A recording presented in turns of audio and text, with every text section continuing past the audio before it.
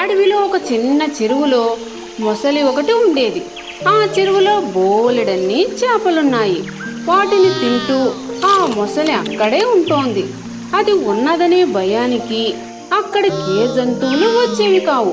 ఆ చెరువుకు దగ్గరలోనే జిత్తులు మారి నక్క ఒకటి ఉండేది.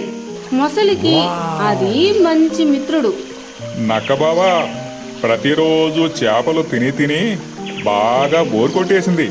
వేరే ఆహారం ఏదైనా దొరికేలా నీ దగ్గర మంచి ఐడియా ఉంటే చెప్పకూడదు అని అడిగింది మొసలి. ఆ వెంటనే నక్క బాగా ఆలోచించి దానికొక సలహా చెప్పింది. ఫ్రెండో, నీవు ఒడ్డుపైన చచ్చిపోయినట్లుగా పడుండు. నేను వెళ్ళి అడవిలోని జంతువులన్నింటికి నీవు చచ్చిపోయావని చెప్తాను. ఆ పైన జంతువులన్నీ ఇక్కడకు నీళ్లు తాగడానికి వస్తాయి. అప్పుడు నీ ఇష్టం వచ్చిన జంతువుని లటక్కన పట్టుకుని తినేయి అంది నక్క నవ్వుతూ. ఓహో, నీ సలహా అదిరిపోయింది నక్క బావా, సూపరు అంటూ మొసలి ఆనందంలో మునిగిపోయింది. నక్క వెంటనే అడవిలోకి వెళ్ళి, ఫ్రెండ్స్, మీకు గుడ్ న్యూస్. చెరువులోని మొసలి చచ్చిపోయింది. మీరింక ఏ భయం లేకుండా వచ్చి నీళ్లు తాగొచ్చు. పైగా చెరువులో నీళ్లు ఎంత రుచిగా ఉంటాయంటే నేను చెప్పడం కాదు, మీరే వచ్చి టేస్ట్ చేసి పండగ చేసుకోండి అని చెప్పింది. దాని మాటలు జంతువులన్నీ నమ్మాయి. దాని వెంటే ఆ చెరువు దగ్గరకు వచ్చాయి. నిజంగానే మొసలి చచ్చిపడి ఉండటం చూశాయి. అయినా ఆ జంతువులన్నీ కాస్తంత జంకుతూ ఉండడం చూసి ఆ నక్క, ఫ్రెండ్స్, మీరింకా భయపడుతున్నారని నాకు అర్థమైంది. నేనే ముందు ఆ మొసలి దగ్గరికి వెళ్ళి మీ భయాన్ని పోగొడతాను అని వెళ్ళి వచ్చింది.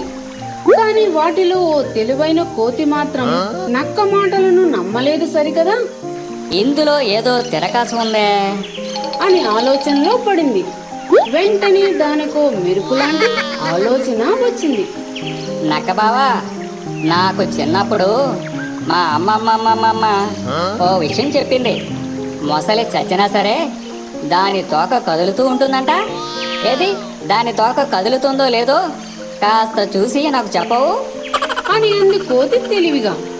అమ్మని, నేనే మాస్టర్ బ్రెయిన్ ఉపయోగించి ఒక టక్కరి ఎత్తువేస్తే ఈ తొంటరి కోతి దానికి పై ఎత్తు వేసేసిందే అని నక్క కంగారు పడుతుండగానే పాపం తెలివిలేని ఆ ముసలి మాత్రం కోతి మాట విన్న వెంటనే తోక కదల్చడం మొదలెట్టింది.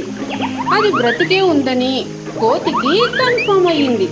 ఇక ఏమాత్రం ఆలస్యం చేయకుండా, మిత్రులారా పారిపోండి, మొసలి చావలేదు, బ్రతికే ఉంది, పారిపోయి మీ ప్రాణాలు కాపాడుకోండి రోయ్ అని గట్టిగా అరిచింది.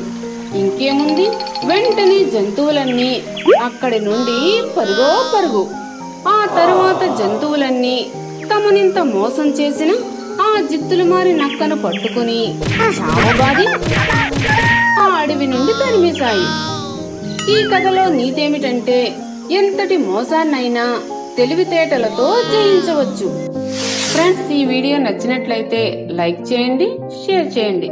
అలాగే మా ఛానల్ సబ్స్క్రైబ్ చేసుకుని మాకు సపోర్ట్ చేయండి.